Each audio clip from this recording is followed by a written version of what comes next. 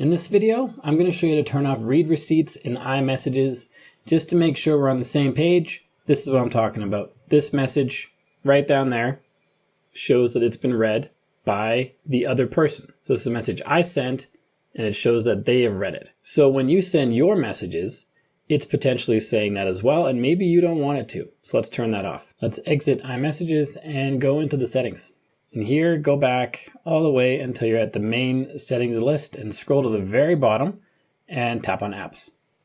Now tap on M on the right-hand side to get to the messages section or the M section that contains messages. You can also scroll down to here if you want. Tap on messages, scroll down until you see send read receipts. If this is on, then people will get a little notification like we just saw that says read and a time of their message. If it's off, these read receipts will not be sent. That's all there is to it. If you got value from this video, make sure you like and subscribe to let me know. Then check out this video on your screen right now, which shows you how to empty the trash bin on your iPhone.